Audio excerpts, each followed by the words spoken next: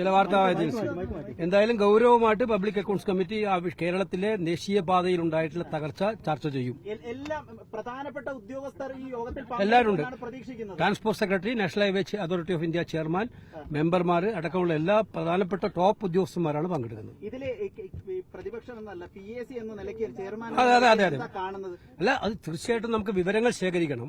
PAC ആവശ്യപ്പെടും ഇതിന്റെ alignment എങ്ങനെയാണ് ഫിക്സ് ചെയ്തത്, DPR എങ്ങനെയാണ് തയ്യാറാക്കിയത്, കരാറുകാർക്ക് എന്തായിരുന്നു ഇതിന്റെ സ്വാതന്ത്ര്യം, എന്താണ് റോള്, പിന്നെ സ്റ്റേറ്റ് ഗവൺമെന്റിന്റെ റോൾ എന്താണ്, ഇത്തരം കാര്യങ്ങളെല്ലാം ഞങ്ങൾ വിശദമായിട്ട് ആരായും. പബ്ലിക് അക്കൌണ്ട്സ് കമ്മിറ്റി ഒഫീഷ്യലായിട്ട് ആരായും.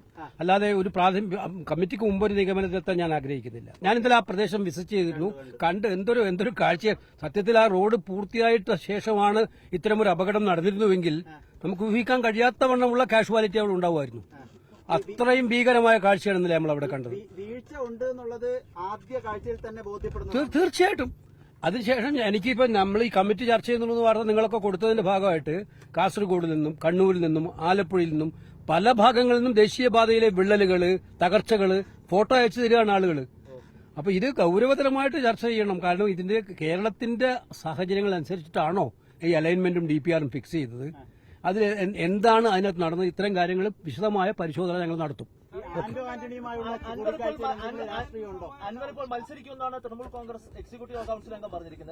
എനിക്കറിയാം. ഞാൻ ഇന്നലെ പറയേണ്ടത് അവിടെ പറഞ്ഞിട്ടുണ്ട്. അവിടുത്തെ കാര്യങ്ങളിൽ ഞാൻ ഇന്നലെ പറഞ്ഞിട്ടുണ്ട്. അക്കാര്യത്തിൽ ഞാൻ ധരിക്കുന്നത് അദ്ദേഹം മത്സരിക്കില്ല എന്നാണ്. അദ്ദേഹം ഞാൻ മത്സരിക്കുന്നത് അദ്ദേഹത്തിന് പിന്നെ പിണറായി വിജയനെതിരായിട്ടുള്ള രാഷ്ട്രീയമാണ് ഉള്ളതെങ്കിൽ ആ രാഷ്ട്രീയമല്ലേ അദ്ദേഹം പ്രതിഫലിക്കേണ്ടത്.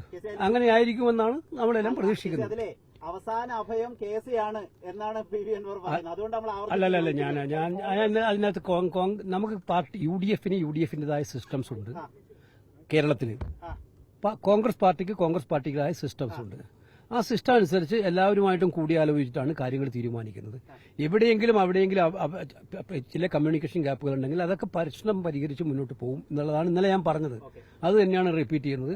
ഞാൻ നമ്മുടെ നേതാക്കന്മാരുമായിട്ടൊക്കെ സംസാരിച്ചപ്പോൾ അവരെല്ലാം അക്കാര്യത്തിൽ ആർക്കും അങ്ങനെ പ്രത്യേകമായിട്ട് ഒരു വ്യക്തമായിട്ടുള്ള ഒരു പേഴ്സണൽ അജണ്ട ഉള്ളതായിട്ട് എനിക്ക് തോന്നിയിട്ടില്ല. അപ്പൊ അതുകൊണ്ട് പിന്നെ എനിക്ക് തോന്നുന്നത് അതൊക്കെ പരിഹരിക്കപ്പെടുമെന്നാണ് തോന്നുന്നത്. നോക്കാം. എന്തോ കഷ്ടമാണെന്ന് നോക്കിയോ.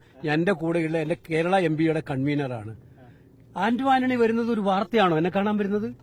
അയ്യോ, എന്തൊരു കഷ്ടമാണിത്.